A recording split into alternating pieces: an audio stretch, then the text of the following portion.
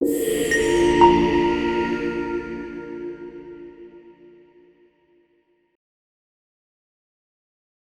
Everyone. आज हम देखेंगे कि जो ये सीनियर डेजिग्नेशन होती है एडवोकेट्स की, वो कैसे होती है और उसका क्या प्रोसेस होता है।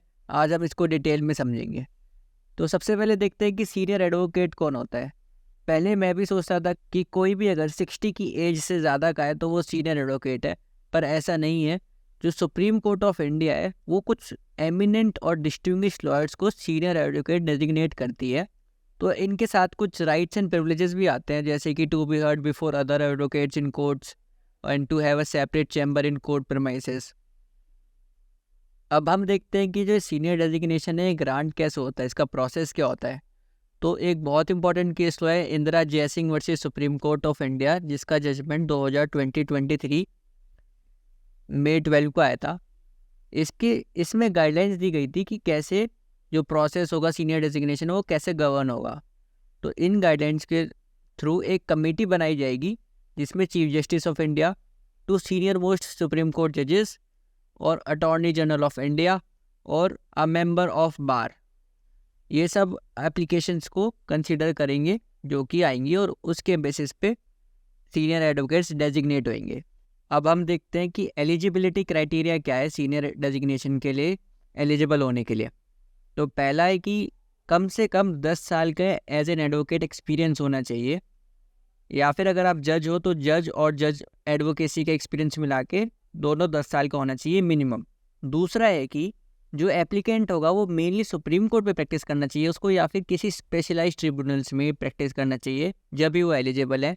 और तीसरा है कि जो एप्लीकेंट की मिनिमम एज होनी चाहिए वो 45 ईयर्स होनी चाहिए, या फिर उनकी एज लिमिट किसी कमेटी या फिर चीफ जस्टिस या फिर किसी और जज के द्वारा रिलैक्स करी गई हो।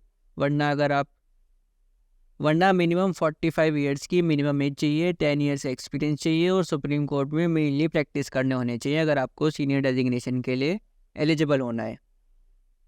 अब हमने देख लिया कि आपने अप्लाई तो कर दिया सीनियर डेजिग्नेशन के लिए, लेकिन आप एवल्यूएट कैसे होगा, आपकी एवल्यूशन किस बेसिस पे होगा। तो पहला है कि जितने नंबर ऑफ ईयर्स आपने प्रैक्टिस कराए उसको आपको 1 पॉइंट मिलेगा। फॉर एग्जांपल अगर आपने 10 साल प्रैक्टिस कराया तो आपको 10 पॉइंट मिलेंगे, 15 साल प्रैक्टिस कराया तो 15, 20 साल प्रैक्टिस कराया तो 20 पॉइंट मिल जाएंगे। सेकंड है कि आपने प्रो बोनो वर्क कितना करा है, या फिर आपकी जो वेरियस फील्ड ऑफ लॉ है उसमें एक्सपर्टाइज कितनी है। इसके टोटल 50 पॉइंट्स है, ऊपर वाले के टोटल 20 पॉइंट्स थे, तो टोटल 70 पॉइंट्स हो गए। और 5 पॉइंट्स है कि आपने एकेडमिक आर्टिकल्स कितने लिखे हैं और गेस्ट लेक्चर्स कितने दिए लॉ स्कूल्स में, तो इसके 5 पॉइंट्स हैं। टोटल हो गए 75 पॉइंट्स। और लास्ट है इंटरव्यू, इसके 25 पॉइंट्स है। और ये आपकी पर्सनैलिटी के बेसिस पे वो इंटरव्यू जो कमेटी है वो उस 25 पॉइंट्स से आपको जज करेगी।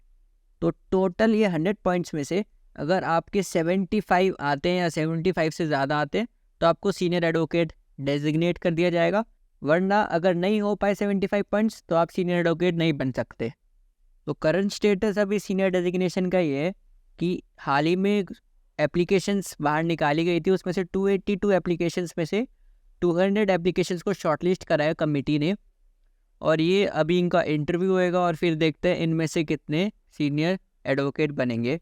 सीनियर डेजिग्नेशन का कॉन्सेप्ट अच्छा है क्योंकि फिर जो न्यू लॉयर्स होते हैं और जो यंग लॉयर्स होते हैं वो मोटिवेट होते हैं कि वो अपनी फील्ड में एक्सेल करें और बाद में जाके सीनियर एडवोकेट बने। इस वीडियो के लिए इतना ही, थैंक यू।